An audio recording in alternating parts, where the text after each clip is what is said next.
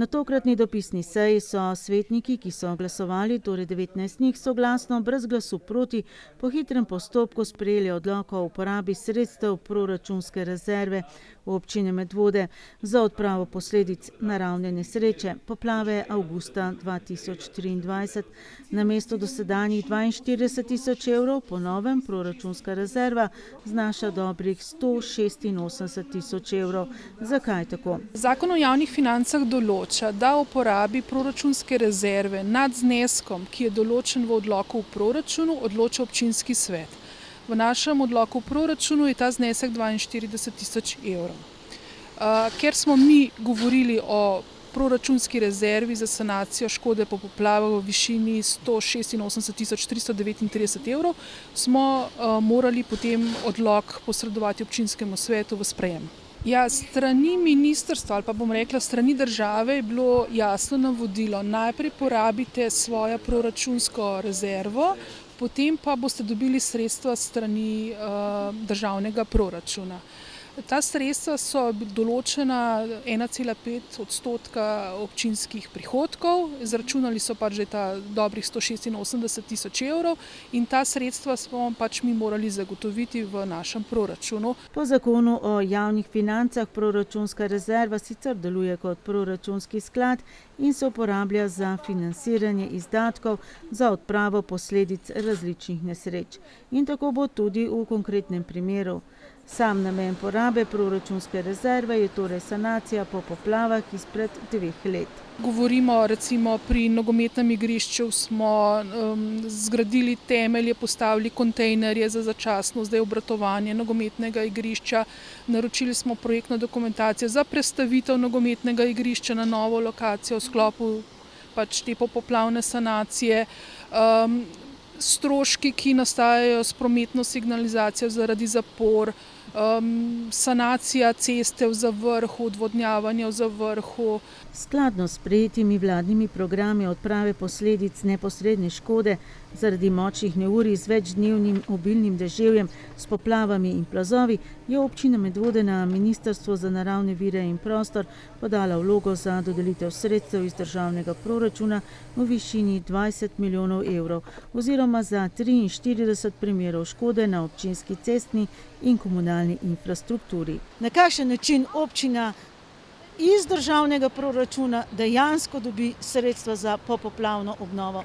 Na osnovi tega občina Medvode pripravi za vsak primer dokument identifikacije investicijskega projekta oziroma, če je potrebno, pri višjih vrednosti tudi investicijski program in predinvesticijsko zasnovo.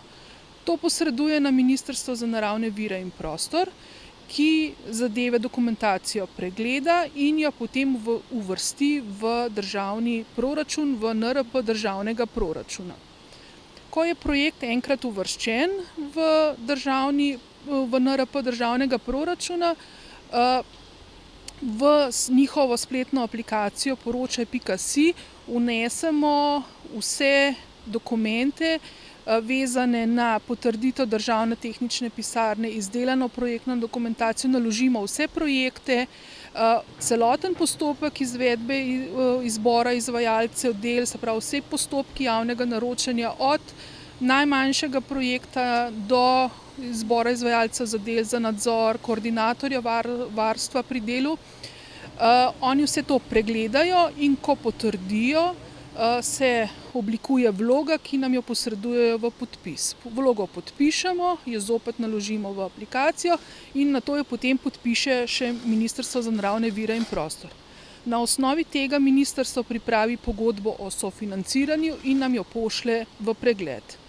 Ko je pogodba podpisana, občina pripravi zahtevek za izplačilo sredstev, se pravi k zahtevku zopet naloži vse račune, situacije, potrjene strani nadzora in dokazila o plačilu le-teh.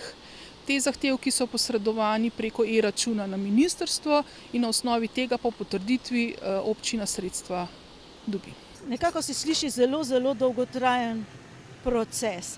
Od tistega prvega koraka do tistega zadnjega oziroma do denarja na računu občine Medvode, koliko časa običajno traja?